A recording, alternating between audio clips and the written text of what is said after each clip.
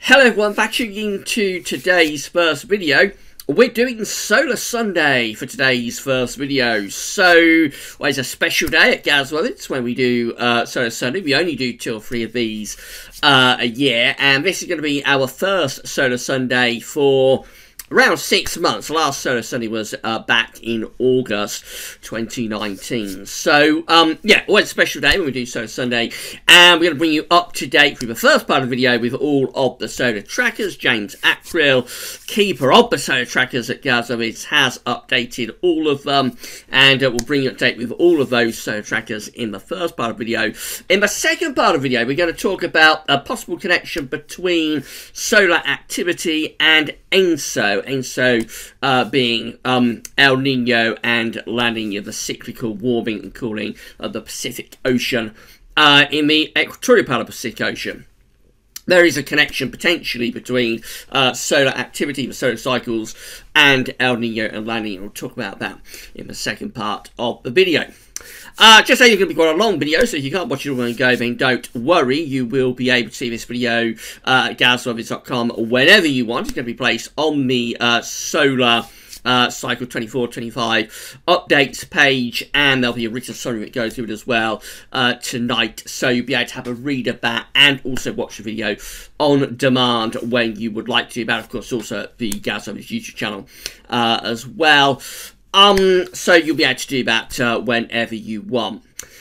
Big thank you to James Ackrill for developing and creating all of the trackers, and also big thank you to our good friend Richard Trott for the Solar Sunday special GIF that we've got there.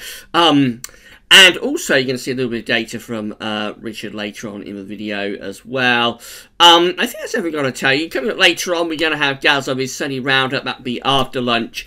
And we'll also have Ensembles Watch this evening. So a busy old day at Gazwell's today.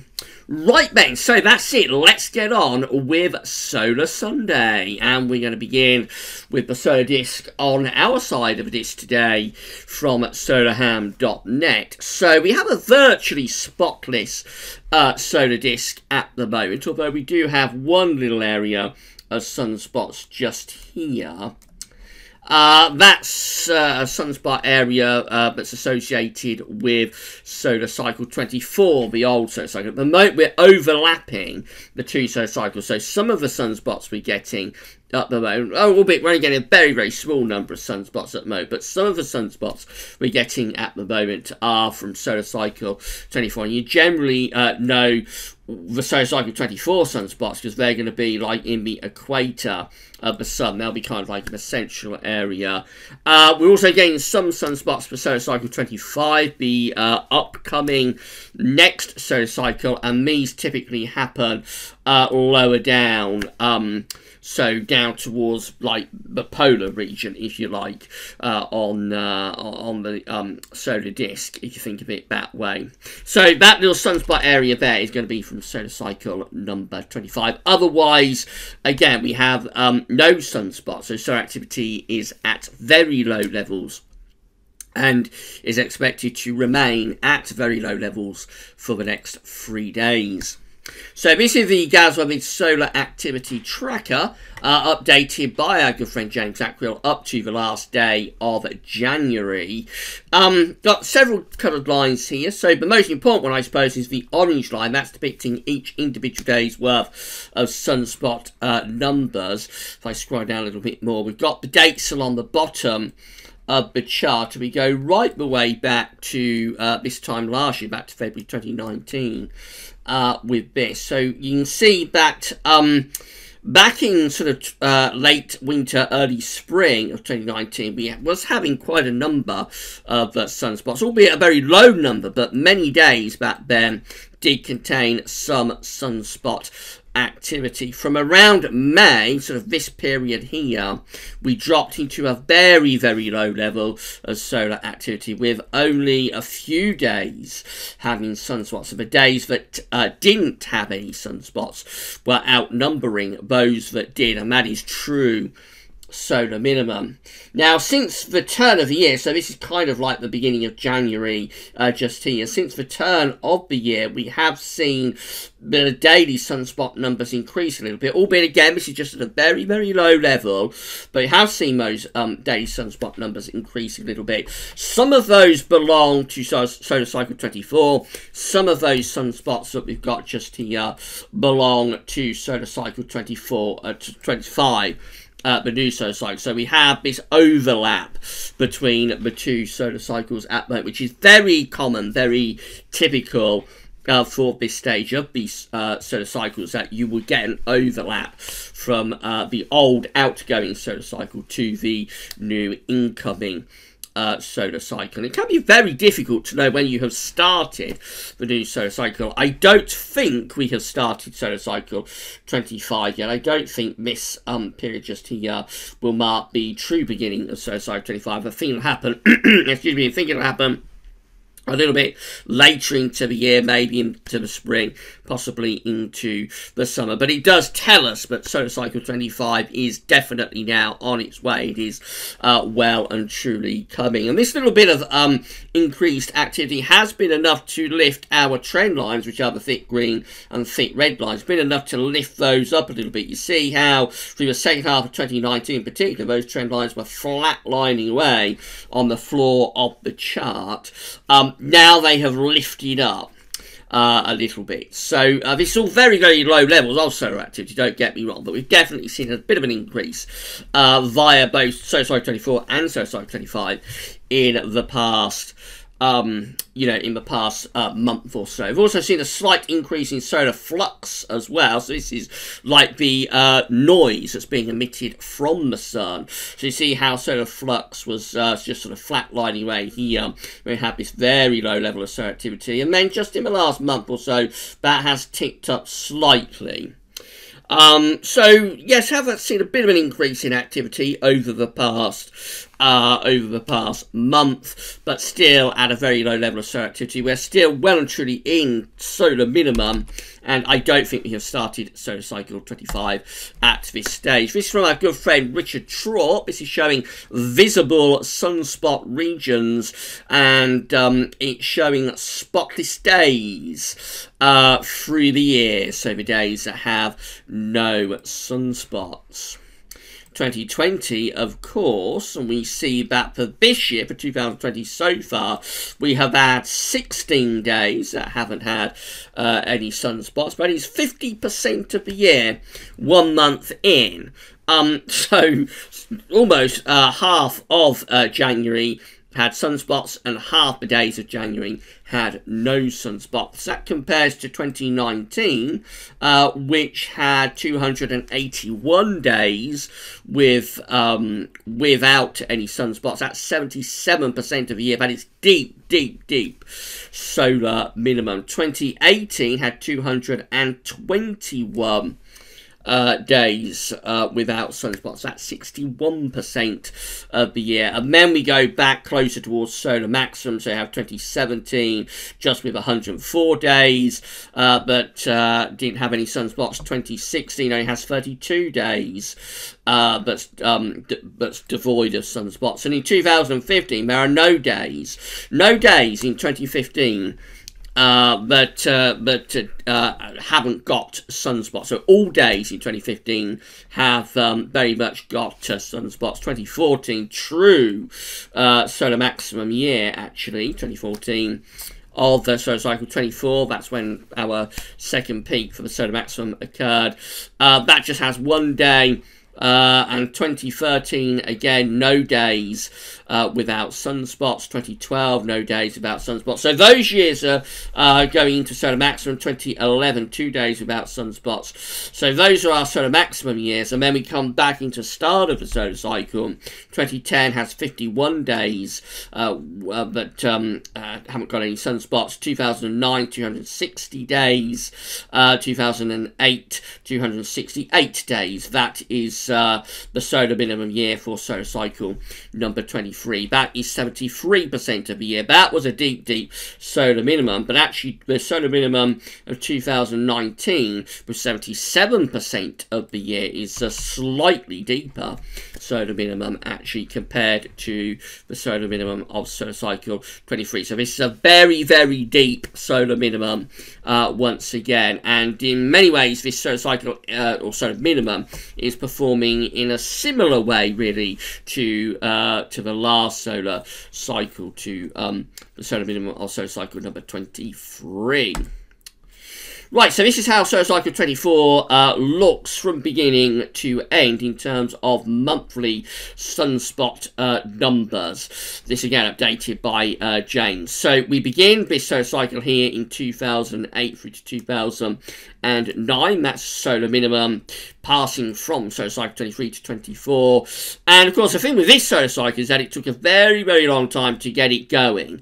So typically the solar cycles, when they come out of solar minimum, will very quickly start to move up into a more active phase, but this one took a very long time to get going. Notice how this thick orange line just sort of flat lines away through 2009 and even into 2010. It only very, very slowly starts to lift up. It's not until late 2010, 2011 that it does finally get a move on, and we do go into our first solar maximum. There's two solar maximums for this solar cycle, and the first one occurs late in 2011.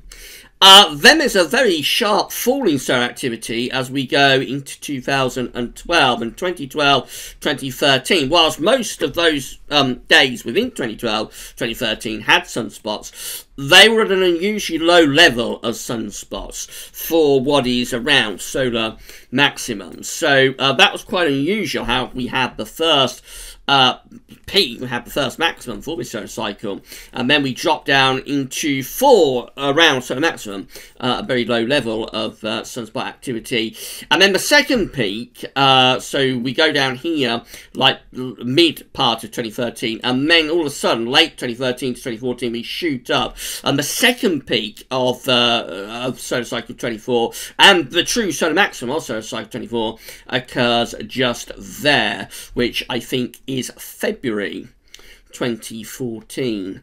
Since then, we have been declining in the sort of descending or declining phase of this solar cycle. You see how the solar activity has gradually been trending downwards since 2014. It's not a linear process. So for example, we reach our maximum this solar cycle there, and then we drop, but then we lift back up, and then we drop, and then we lift back up, and then we drop again, then we lift back up, and we drop, and we lift back up, and then we drop some more, all the way down to there, and then we lift back up, and then we drop again, and so on, right way down into solar minimum. We really started moving towards solar minimum definitively sort of late 2017 into 2018.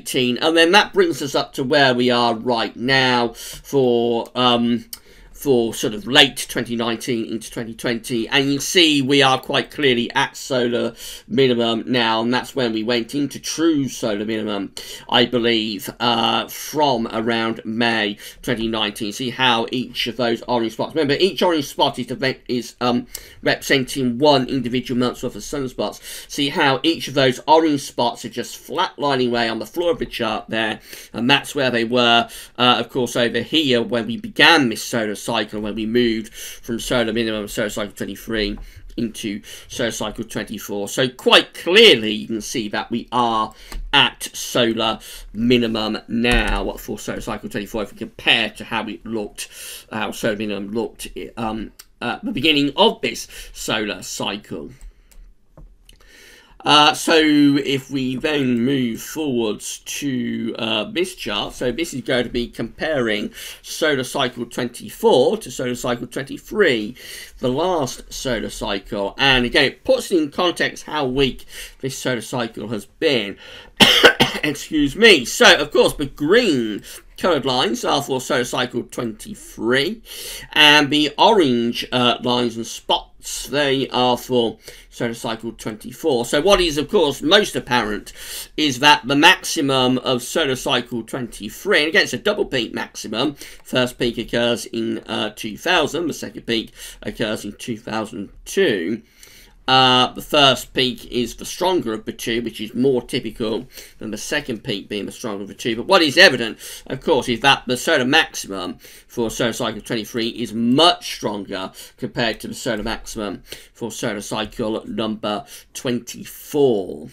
You see how much weaker this solar cycle has been compared to solar cycle 23 compared to the previous solar cycle, and that was a drop on the solar cycle before it. That was actually a drop on solar cycle 22, and I think solar cycle 22 was a weaker cycle compared to solar cycle 21. So these weakening solar cycles have been going on for some time, and of course that makes solar cycle 25 very, very interesting. More about that at the very end of the video. We'll have a look at some forecasts for solar cycle 25. But this weakening these weakening solar cycles have been going on for some time, right away from solar cycle 22 after solar cycle 21. But anyway, you can see again, now this is more typical. You can see actually the minimum of solar cycle 22 to solar cycle 23 occurring at the end of 1996, and look how much more quickly we ascend into solar cycle 23, how much quicker it is to lift up solar activity through the ascending phase of solar cycle 23 and into this very active solar maximum. We do it very quickly from 1996, the end of 1996 to sort of 1999, 2000, whereas the ascending phase of solar cycle 24 is much, much slower. It's much more gradual, and it's only late on towards late 2010 into 2011, but it finally sort of gets a bit of a pick up, but even then at a much reduced level compared to solar cycle 23. And then of course we get this rather strange drop in activity through 2012 and 2013, but we don't really see, certainly not to the same extent, for solar cycle 23. And then we go into our second peak, our second maximum, which again it is the maximum for this solar cycle 24, but it is so much weaker compared to the solar maximum of solar cycle 23. And then down we go into the descending phase of the solar cycle towards solar minimum, and this has been a gradual descent again, quite a long and slow and gradual descent, a little bit similar to the long, slow and gradual descent in solar cycle 23 into the solar minimum. So there's a similarity there, I think, but it's been quite a prolonged descent into solar minimum for these two solar cycles. But that's where we are right now anyway, with the solar cycle 24 just there at solar minimum compared to this point of solar cycle 23 to 24. And you can see again quite clearly after this very, very weak solar cycle 24, we are now well and truly into solar minimum, and it's going to be a case of how long this solar minimum lasts before we move into solar cycle 25 and begin to go back into the ascending phase of solar cycle number 25. Solar minimum 23 to 24 was a long solar minimum, and usually so because it took such a long time to lift solar activity up. Will we do something similar with 24 to 25? I suspect we probably will, because to me the solar minimum that we've got so far just there looks very similar to the solar minimum of solar cycle 23. So I think we're probably going to have another prolonged solar minimum from 24 to 25. Moving on, so this is depicting radio flux progression between the two solar cycles. Again, it just highlights how much weaker this solar cycle has been in terms of solar flux compared to 24. So again, we see the solar minimum of solar cycle 23 to 24 just there, and then only a very gradual rise up into the first solar maximum, then a drop down, and then another lift up to the true solar maximum, solar cycle 24. 24 before we go to the descent in towards solar minimum. Compare that to what happened with solar cycle 23. So it's much more rapid rise in radio flux through the ascending phase of solar cycle number 23, reaching the peak just there, and then a gradual drop into solar minimum for solar cycle 23, solar cycle 24. And again, you can just see how much weaker this solar cycle has been in terms of both flux and also daily sunspot numbers, how much weaker this solar cycle has been compared to the past solar cycle. This is showing all solar cycles, including number 24, right way back to solar cycle number 1, and it really does highlight how weak this solar cycle has been from beginning to end. So most of these, and each individual line, each coloured line, represents an individual solar cycle. There they all are, number 1 just there, down to number 24 just there. That's the red line, of course. And so most of these sort of maximums are occurring in this sort of area, really. So they're like the median range. Maybe that's a bit too high, but this is like the median range for these solar maximums, these kind of lines just here. These, of course, are at the upper end of the range. They're very strong and very intense solar maximums, and these ones are our weakest solar maximums just here, and that does include, within the pack, that does include solar cycle 24, indicated by the red line. And again, notice that most of these solar cycles are lifting up into their ascending phase very quickly. This solar cycle number 23 does it, solar cycle number 24 I should say, does it much more gradually, along with these other very weak solar cycles. So if the solar cycle takes a long time to get going, what that shows us that if the solar cycle takes a long time to get going, if it takes a long time to ascend towards solar maximum, then it will tend to be a very weak cycle right the way through, actually. Whereas these other solar cycles, these ones that are much more active, much stronger with their solar maximums, they ascend quickly. So you do get clues very early on in the solar cycle as to how how active that solar cycle is going to be. If you ascend up very quickly, as most of them do there, then you're going to have an active solar cycle. But if you are struggling to ascend and go into the more active phase, then up towards solar maximum, if it's a struggle, if it takes a long time to do it, then you can pretty much say that the rest of the solar cycle will remain pretty weak, and that does show that quite conclusively. That's where we are right now compared to all other solar cycles. We're pretty much still at the weakest end of the range. In fact, I don't think, for this point in the solar cycle, I don't think there's any other solar cycle that is as weak as solar cycle number 24. So again, we're at a very, very low level of solar activity. Even for this descent into solar minimum, we are at a very low level of solar activity there, as we can see quite clearly. How long this solar minimum go on for? You see quite a few of these lines actually go on a little bit longer. So particularly this blue one just here, that's a very, very long solar cycle. I think that's solar cycle number 9, that's or maybe it's solar cycle 4, but anyway, that's a very, very long solar minimum for that one. We've probably got another 3 to 6 months, I would think, for this solar minimum before we move officially into solar cycle 25, which would place the transition probably somewhere around the summer, but we shall see about that. This is just taking out all of those weakest solar cycles. So the weakest solar cycles, along with number 24, are these. And number 5 and 6, they're the 2 Dalton minimum solar cycles, of course. There's number 12, there's number 14, and there's number 16 as well. So the 2 weakest, of course, are, in terms of the solar maximums, are the 2 Dalton minimum solar cycles of number 5 and number 6. They occur with some really severely cold winters. These ones up here are more like where solar cycle 24 has been, and they have been more in line with number 12, with number 14, and with number 16 too, with solar cycle number 24, these solar maximums up here.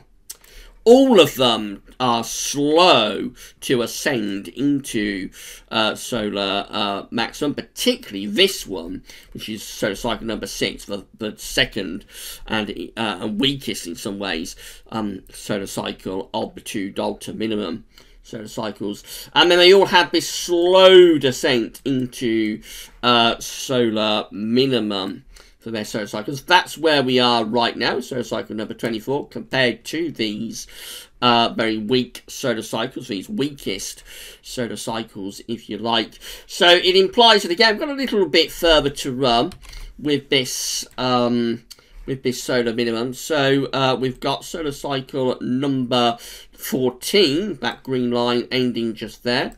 We've got solar cycle number 12, the pink line ending just there. We have solar cycle number 16, where is it? It's just there, actually ending somewhere close to where we are right now, actually. So that one ended a little bit earlier, solar cycle number 16.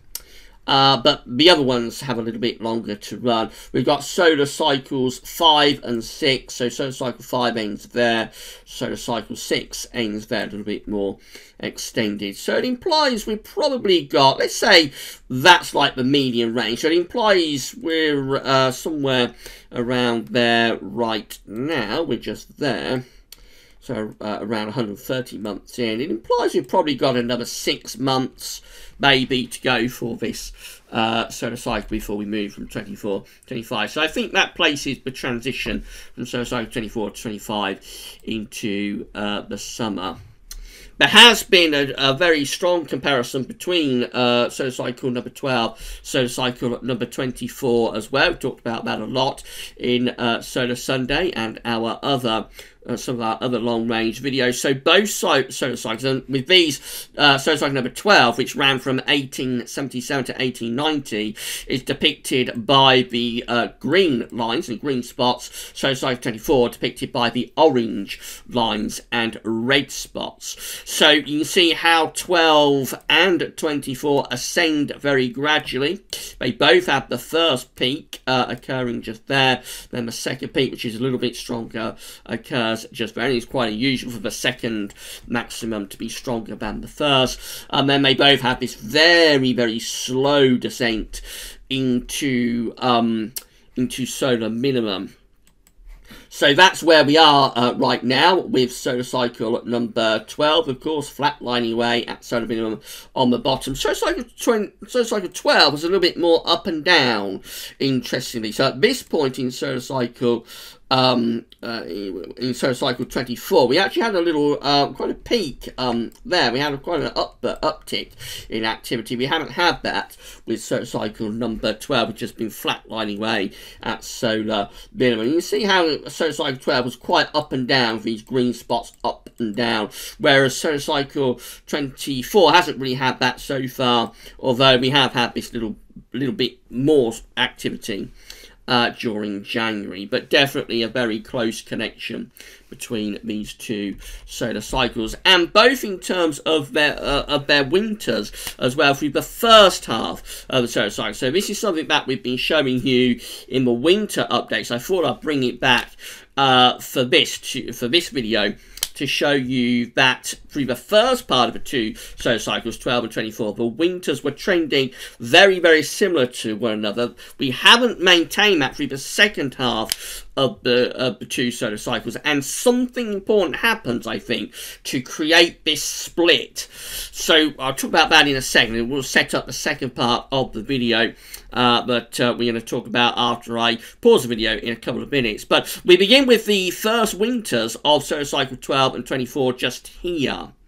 And of course, solar cycle 12 winters are depicted by the blue boxes, and solar cycle 24 winters are depicted by the orange boxes. So both winters of the two solar cycles are mild on average to start with. Then the second winters of the two solar cycles go colder than average, and that's maintained into the third winters as well. Notice there is a difference between the severity of those two winters. So, for example, the coldest of the winters for solar cycle 12, I should say, is this one. It's 1878, 1890, and the winter of 2000, its counterpart winter is 2008, 2009 in solar cycle 24. Nowhere near as cold, but it's the trend that's important, not the severity. That changes for the third winters of 2 solar cycles, though. So this one is 2009-10.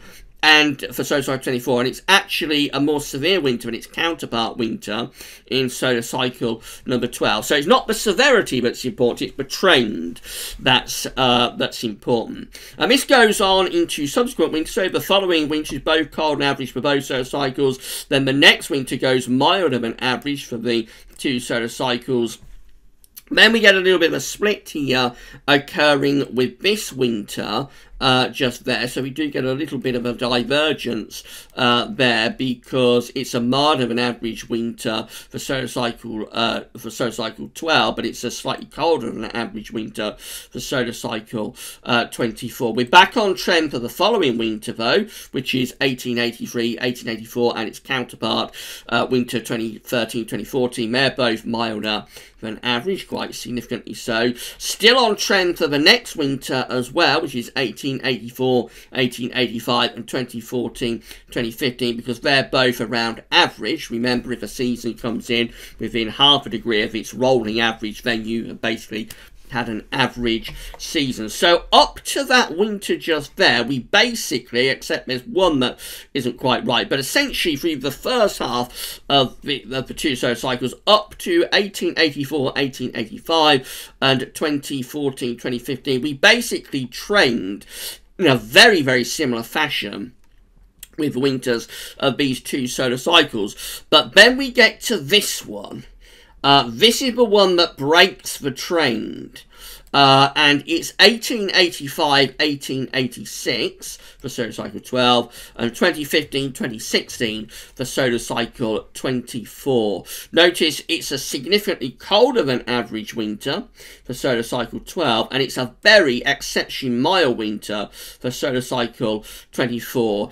And it is the winter of 2015, 2016. And after that, we've never really got back on trend. The next winter, again, very much diverging with one another. We do sort of go towards a colder direction just here for this one. It's 1887, 1888. Its counterpart is 2017-18. So that one tries to get us back on trend. But then the last winter that we've got here, which is 1888, 1889, and 2018-2019. That one, again, diverging. And generally, it's diverging from solar cycle 24 winters being much milder than their counterparts in solar cycle 12. So it does look as though this winter is very important. These 2 winters in this part of the solar cycle, very, very important. So what happens to cause this divergence? Well, this, of course, is the Super Nino winter of 2015-2016. We have the Super El Nino, which is something we don't get in the counterpart winter of 1885-1886. And it's my guess that the reason we have had such mild winters over the past few winters, and the reason we get this divergence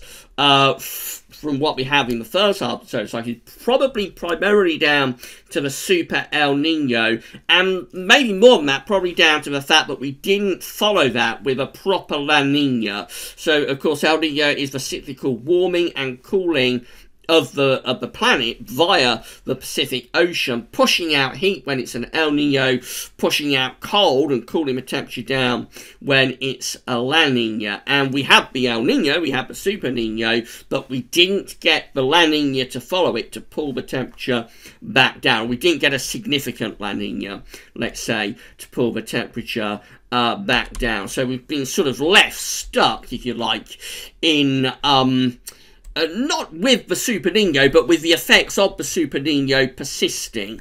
And I think that explains why we got that divergence between the two solar cycles, number 12 and number 24, for the winters in the second half of the solar cycle, when in the first half they have been very much on trend with one another. That's my guess anyway. Let me know in the comments what you think to that theory. Now, this sets up the second part of the video, because in the second part of the video we're going to talk about a possible connection between solar activity, between the solar cycles, maximums and minimums, and the El Nino and La Nina events that come and go. So more about that in the second part of the video. I'm going to pause it there, get a little drink of water. We'll come back and we'll talk about El Nino, La Nina and the solar cycles. And then at the end of the video, we'll talk finally about the predictions for solar cycle number 25, as this could well be the last solar Sunday that we do of solar cycle 24, and the next solar Sunday could well be like the first solar Sunday of solar cycle 25. So we'll go through those predictions one last time at the end of the video. But I'm going to pause the video there, get a little drink of water, and I'll see you in around 2 seconds time. So see you then.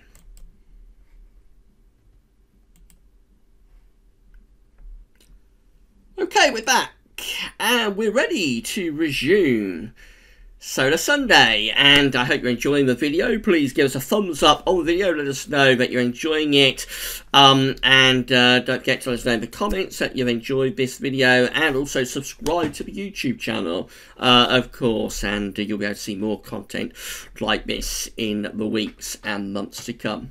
So in the first part of the Solar Sunday, we was talking about all of the trackers. We showed you the updated trackers, all updated by our good friend James Ackle. Thank you so much, James, for doing that. And also our good friend Richard Short sent us some data as well. And so that's brought you up to date with exactly where we are with solar cycle number 24, very much nearing its end. The second part of the video is going to focus on a possible connection between ENSO and solar activity. Now, this is something that people have asked me about quite a lot over the years. I've never known a great deal about it, so I've never been able to really tell anybody definitively whether there is this connection between the solar cycles and between ENSO. But I did a bit of research. I did find some quite interesting stuff about it. So I thought we'd cover this for Solar Sunday this week. It might be a little bit controversial, but it's something I've been asked about quite a lot over the years. So I did want to do a Solar Sunday that focuses on this. So we are at Climate Etc., which is Judith Curry's blog. Now, I know Judith Curry is quite controversial. We're not going to be talking about sort of climate change or anything like that with this video. We're going to be focusing just specifically on ENSO predictions based on solar activity. I'm going to leave the link to this in the description with video at GazWeatherViz, and also at the links page at GazWeatherViz.com. So I'll be placing the description with video at YouTube, I should say. This from Javier, at Judith Curry's blog. So it's ENSO predictions based on solar activity. There's a huge amount to read with this, and I'm not going to be able to go through all of it, obviously, but we will focus on a couple of the images in a moment. But just to sort of set the scene, the first kind of paragraph, if we go up to here, tell you what this is. So El Nino Southern Oscillation, ENSO, in brackets, is the main source of interannual tropical climate variability, with an important effect on global temperature and precipitation. Paleoclimatic evidence supports a relationship between ENSO and solar forcing. Moy et al. 2002 attribute the long-term increasing trend in ENSO frequency to orbitally induced changes in insolation. The ENSO proxy record described by Moy et al. 2002 displays a millennial scale oscillation that in the middle Holstein shifts its variance from a 1000 to 1050 year to 2000 to 2050 year period. If I scroll you down, it says a little bit more. So going down here, it says in 2000, Theodore Langschnitt published an article on the proceedings from a meeting presenting his hypothesis of solar forcing of El Nino and La Nina. He was not the first to defend such hypothesis, as 10 years earlier, Roger Anderson, 1990. So it's been talked about for a very long time, you can see, but it's been talked about for like 30 years, this possible connection between El Nino and La Nina. As 10 years earlier, Roger Anderson had published some evidence for a solar cycle modulation of ENSO as a possible source of climatic change. And so it goes on. And essentially what we're looking at here is that as we descend and then as we descend into solar minimum and then ascend into solar maximum, or as we go from the ascending phase to the descending phase of these solar cycles, that's when we get the greatest chance of more extreme ENSO events, and it confirms it just here. The first observation is that the most extreme ENSO events correlate with the ascending and descending phase of solar cycles. The second observation was the alternating preponderance of El Nino and La Nina following the 22 Hale magnetic solar cycle. So we know that there's the 11-year solar cycle, of course, from solar maximum to solar minimum and on into the new solar cycle. But there's also a 22-year solar cycle of Hale that we're not going to talk about in this video, but that's something we might cover in another Solar Sunday. Terry Scully, our good friend, could probably give us a lot of very interesting information about Hale. So for this anyway, it's the ascending and descending phases of the solar cycles, and this chart from the blog sums up what we're talking about quite nicely. So this is showing the solar cycles going right way back to the 1950s. They're indicated by the black lines here. So we've got solar minimum just there, solar maximum, solar minimum, solar maximum, solar minimum, solar maximum, solar minimum, solar maximum, solar minimum, solar maximum, solar minimum, solar maximum. Again, notice how much weaker the solar maximum of solar cycle 24 is compared to all of these other solar maximums. So they're the solar cycle maximums and minimums with the black line just there, and they've got our ENSO events indicated by the red and blue areas. So red, of course, is El Nino, the warm phase of ENSO, and blue is La Nina, the cold phase of ENSO. And there's three sort of distinct phases going on here, for example, just there. So we have a La Nina occurring into the descending phase to solar minimum just there. Then as we reach solar minimum and start to lift up out of solar minimum, we get an El Nino. And then as we ascend in towards not reaching solar maximum, but as we ascend in towards solar maximum, we get another La Nina, and we see it again just here. Again, La Nina as we descend, and then El Nino, which is the Super Nino of 82-83, I believe. No, that's not quite right. It's going to be in the 1970s, isn't it? So yes, that's going to be in the 1970s. Sorry about that. So again, we have this La Nina occurring as we drop into solar minimum. We have El Nino occurring at solar minimum or just as we begin to come out of it, and then we have another La Nina as we begin to go into the ascending phase of the solar cycle. We see it again with this one just here. So again, we have, as we move into solar minimum, La Nina. We have El Nino as we reach solar minimum and start to come out of solar minimum, and then we get again the La Nina as we begin to move into the ascending phase of the solar cycle. This one is in the 1990s, so again we can see that we have La Nina as we drop down in towards solar as we drop down in towards solar minimum, we have the Super Nino of 97.98 occurring there as we reach solar minimum and begin to come out of solar minimum. And then we have the La Ninas of the late 1990s as we begin the ascent in towards solar maximum. And this is the latest solar cycle just here, or this is the previous solar cycle, I should say. This is, or it takes us from the previous solar cycle into the current solar cycle. So again, we go from solar cycle 23 to 24, and we have a La Nina. We reach the solar minimum of solar cycle 23 to 24 and begin to come out of it with an El Nino. That's the El Nino of 0910.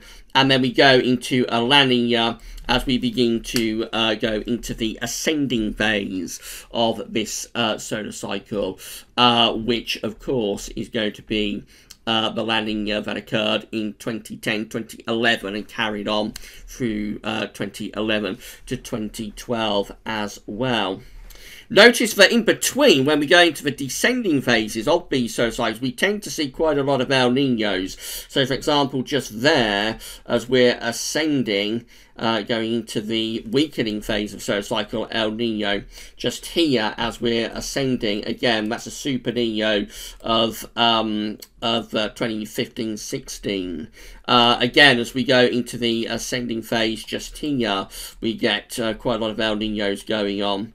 And then again, ascending phase just there, quite a lot of El Ninos happening there. That's the Super Nino of 82, 83. Ascending phase just here tends to alternate between El Nino and La Nina. And then the ascending phase just here, back into the 1950s and 1960s, much more towards El Nino rather than La Nina. So it looks as though La Nina tends to occur more kind of around solar minimum, and then as you go up around just before solar minimum, I suppose, and then as you begin to move up in towards the ascending phase of the solar cycle, whereas El Ninos tend to occur just after solar minimum, and then in the descending phase of the solar cycle. So one of the things that we've always noticed is that colder winters tend to occur earlier in the new solar cycles. That might be some sort of connection to the La Ninas that are going on around this period, perhaps. Milder winters tend to occur with solar maximum after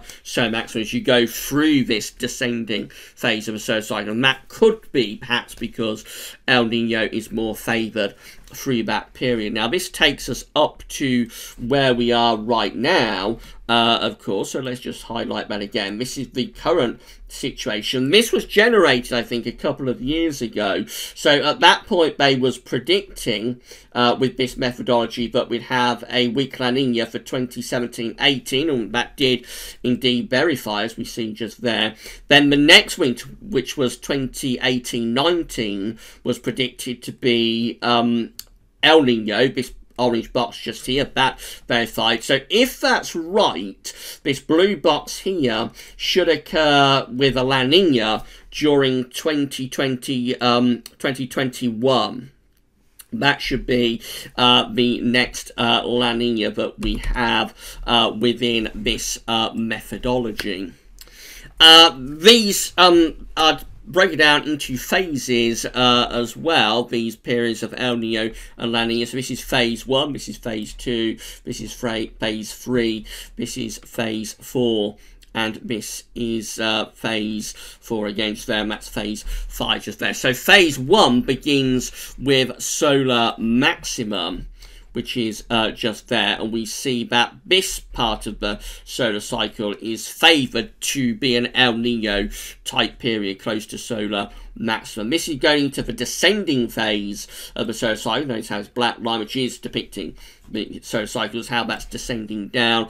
In this phase, generally we do favour El Ninos, but there is a chance that we get La Nina, but generally maximum to the descending phase we favour El Ninos. Phase 3 is this phase just here, and that's as we go down towards solar minimum, and that's much more favoured to be a La Nina, a cold event type phase. And then as we go to solar minimum itself, which is phase 4, just here to just here, we find that El Nino is more favoured then again before we finally get to phase 5, and we see that yes, we start to lift up, we start to ascend the solar cycle, and we begin to favour La Niñas again. So the phases that favour La Niña tend to be just there as we're moving into the ascending phase, as we're going up towards solar maximum, but not at solar maximum, and also just here as we're descending in towards solar minimum. Solar minimum and just after and solar maximum tend to be more favoured towards El Niños. So this is showing each individual El Niño and La Niña event in terms of tri-monthly periods. It's the cold and warm episodes by season graph, just to confirm that this solar cycle has been very much with that theory. So of course we have solar minimum in 2008 occurring with La Niña occurring through much of 2008 into 2009. Then we go into El Niño as we go from 2009 to 2010. That's solar minimum, and just beginning to pull out of solar minimum, moving into the ascending phase of the solar cycle. We go back towards favouring La Niña type conditions, late 2010 into 2011 into 2012. That gets us to solar maximum, which occurs in 2014. We go through this more El Niño type period. It takes a little while. 2014-15 is a weak El Niño, but then it strengthens up into the Super Niño through 2015. That's, of course, as we're beginning to go into the descent of solar cycle 24, but all that period is dominated, I think, by solar maximum, favours El Niño, and then we begin to descend truly towards solar minimum, and then we start to see the blue numbers beginning to come back a little bit. We start to favour, they haven't been strong La Niñas at all, but we do start to favour slightly colder conditions in the Pacific, but probably not enough to offset the Super Niño that we had in 2015-16.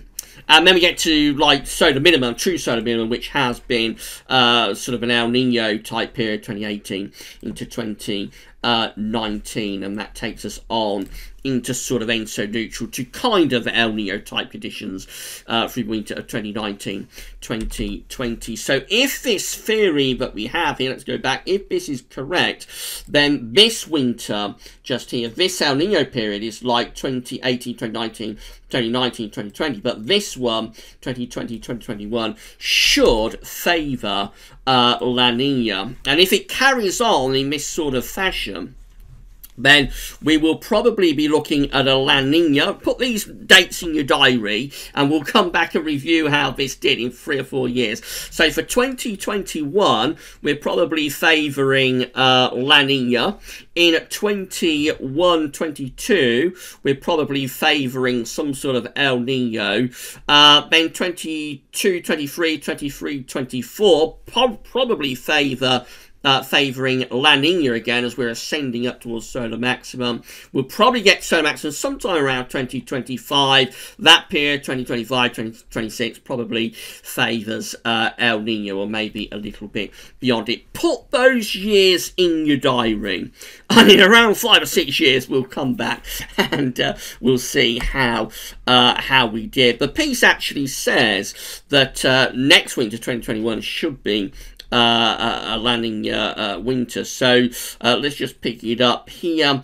And it says the probability of the entire pattern Niño, Niña, Niña, Niño, Niña repeating 6 times at a specific time is even lower, indicating that the association between solar activity and ENSO is not due to chance. Solar control of ENSO has led to the prediction of El Niño conditions in 2018-19 and to La Niña conditions in 2020-2021. The 2018-19 El Niño prediction has been correct. So this methodology does predict La Niña for 2020-2021, and yes, at the moment anyway, the CFSV2 is very much favouring a La Niña to develop through the spring into the summer of 2020. So if this theory is correct, next winter, 2020-2021 should be a La Nina winter. The following winter, 2021-2022, will probably be an El Nino winter, and then we probably go back to La Nina again as we ascend in towards solar maximum. So those winters that occur from like 2023 through to 2025 or 2026, they are likely to be more La Nina favoured. We get to solar maximum around 2025, 2026, and we're likely then to be talking about El Nino once again, or perhaps a little bit beyond that solar maximum period. Put those yearly dates in your diary, write them down somewhere, and we'll see how we do. I don't guarantee this is going to come off at all, but that's the theory, and in around 5 years' time, we'll see how we did with that. Right, the last thing I want to show you, as this is probably, we can't say for sure, but this is probably going to be, if not the final Solar Sunday of Solar Cycle 24, one of the final Solar Sundays of Solar Cycle 24. So the last thing I want to show you is the predictions for Solar Cycle 25. We've got all of them here. This has been sent through by our good friend James Ack. We've got all of them here showing us, and there's quite a lot of variation actually showing us the predictions. So this is where we are right now, of course, 2020. We're at solar minimum, and Solar Cycle 25 is going to carry on just here. So through the 2020s will be Solar Cycle 25. Solar maximum occurring sometime around 2025 or maybe 2026, and then solar minimum, Solar Cycle 25 to the beginning of Solar Cycle 26 occurs through the first half of the 2030s. So these are the different predictions that we've got here, each of these individual coloured lines, and down here we have got the names of those predictions. So the first one is going to be this blue dash line. That's Salvador from 2013. And back in 2013, Solar Cycle 25 was predicted to be very weak. In fact, if we was to have a solar cycle like that, we would be talking about Delta minimum solar cycles. So Salvador in 2013 was forecasting a Delta minimum type solar cycle. Then we have this pink dash line, which is Zarakova in 2014, and that's this one just here. This one is forecast to be a much stronger solar cycle. However, that one is already wrong. If you see how Zarakova was forecasting Solar Cycle 25 to begin, it's actually forecast to begin around 2018, 2019, so that one's already out. So I think we can pretty much discount at this stage Zarakova, but Zarakova was forecasting quite a dramatic start to the solar cycle, and then a real sort of drop off. So quite a bizarre solar cycle forecast from Zarakova. The grey dash line is Svalbard, and that one forecasting a rather stronger solar cycle. It's this one just here with quite a strongish solar maximum, along with Zoo of 2018. Probably got that wrong, which is the pale blue dash line. That forecasting the strongest solar maximum of all. And if we compare that to previous solar cycles, we can see that Zhu, if that's how you pronounce it, up here was predicting a stronger solar maximum than Solar Cycle 24 down there, and kind of on a par with the solar maximum of Solar Cycle 23, as was in some ways Zarakova and Svalbard as well. Svalbard probably somewhere in the middle of 24 just there, and 23 just there.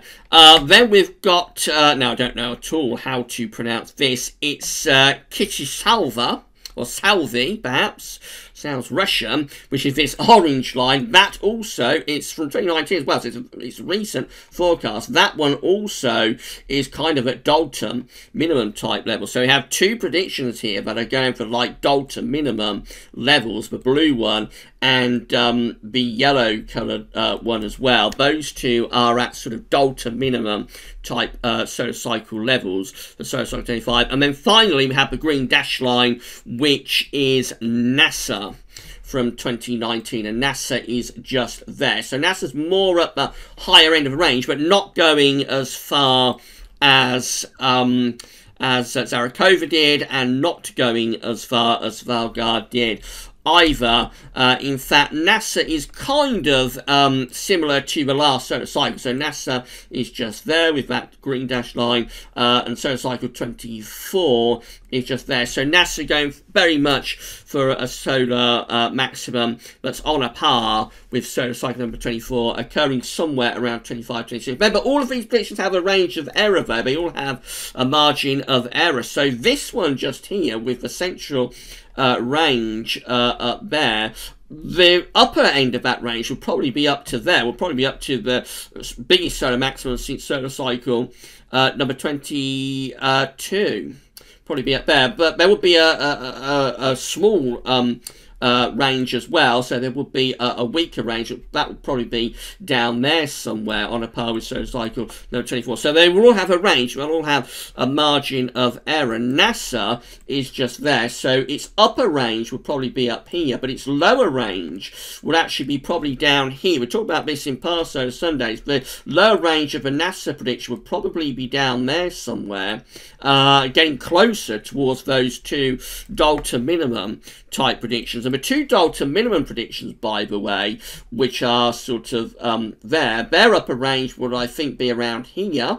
So again, still under solar cycle 24, even at the upper end, and at the lower end of the range, down there maybe somewhere. That would be going towards more than minimum type levels, and that would be very dramatic if that came off. But it looks like NASA is in the middle of the pack, really. So that's probably the one to go with, although forecasting solar cycles is always fraught with lots and lots and lots of danger. And I'll say no more from that. So we'll just see how those predictions turn out. Right, we've talked for an hour. I didn't think Solar Sunday was going to last that long, but there we go. I hope you found Solar Sunday interesting and informative. I hope you've enjoyed it. Please smash your like button. Let us know if you did. Tell us through the comments if you enjoyed it too. Don't forget to subscribe to the Gaz Over YouTube channel, and we shall be happy to give you more content like this in the weeks and months to come. But that's it for Solar Sunday. As I say, this could well be the last Solar Sunday of solar cycle number 24. Next Solar Sunday, I'm not sure when it will be. It'll probably be sometime in the summer. We only do 2 or 3 of these a year, so I think we'll be getting on for summer anyway when we do the next Solar Sunday. That could be, not guaranteed to be, but it could be the first Solar Sunday of solar cycle number 25. At 1 hour, 1 minute, that's it for now. This video will be placed on the Solar Cycle 24-25 updates page with written summary, going over everything we've discussed in video at 1 hour and 1 minute. That's all for now, though, and thanks for watching.